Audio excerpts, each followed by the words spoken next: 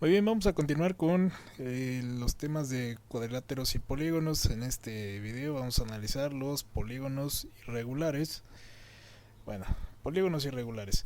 En los ejercicios anteriores realizamos el cálculo de área y perímetro para polígonos regulares, para un pentágono, hexágono, heptágono, octágono, etcétera. Pero con la peculiaridad de que todos sus lados tenían el mismo valor. Ahora vamos a analizar los polígonos irregulares, pero no podemos aplicar las mismas fórmulas. Si queremos calcular el área de una figura irregular, tenemos que realizar un método que se llama triangulación de polígonos. Y el perímetro ahí sí no hay problema, porque ese seguirá siendo la suma de todos sus lados. Bueno, para calcular el área de un polígono irregular se utiliza un método denominado triangulación de polígonos. ¿De qué se trata eso? Bueno, aquí tenemos a un polígono irregular, ¿sí? Un polígono de 4 lados, 1, 2, 3, 4. Pero la peculiaridad que tiene es que todos sus lados son diferentes, o al menos así lo vemos a simple vista. Entonces, ¿cómo podríamos calcular el área de esta figura? Pues vamos a hacer el método denominado triangulación de polígonos, ¿sí? Es decir, triangular la figura hasta obtener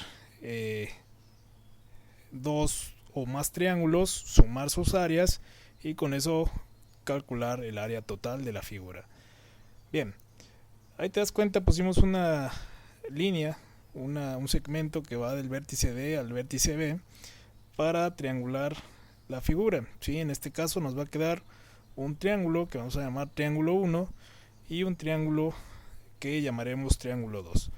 La suma del área del triángulo 1 más el área del triángulo 2 nos va a dar el área total de la figura.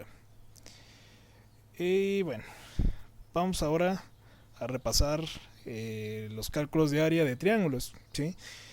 Ahora tenemos dos fórmulas. La primera es cuando se conocen la base y la altura del triángulo. En este triángulo tenemos un triángulo de las mismas dimensiones.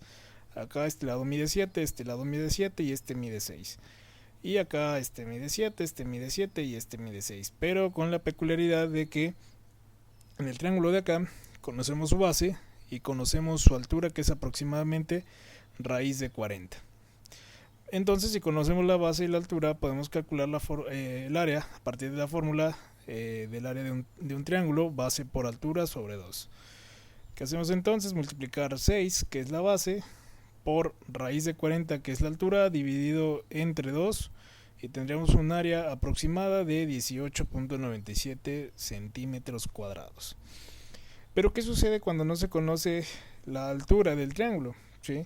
O que sea difícil obtenerla, como en el caso de los triángulos escalenos. Pues bueno, si conocemos la medida de los tres lados, podemos utilizar una fórmula que se llama fórmula de Herón, ¿sí? La cual nos dice que el área va a ser igual a la raíz cuadrada del semiperímetro, que multiplica el semiperímetro por el lado menos el lado A, multiplicado por el semiperímetro menos el lado B, multiplicado por el semiperímetro menos el lado C, y a todo eso le sacamos raíz cuadrada. ¿Sí? ¿Y qué es el semiperímetro? Bueno, pues es la mitad del perímetro. Es decir, si yo quiero calcular el semiperímetro, sumo este lado, sumo este lado, sumo este lado, ese sería el perímetro. El semiperímetro sería la mitad de esa suma. Y bueno, aquí de esta fórmula, ese es el semiperímetro y A, B y C es la longitud de los lados del triángulo. Y A va a ser el área. ¿Sí?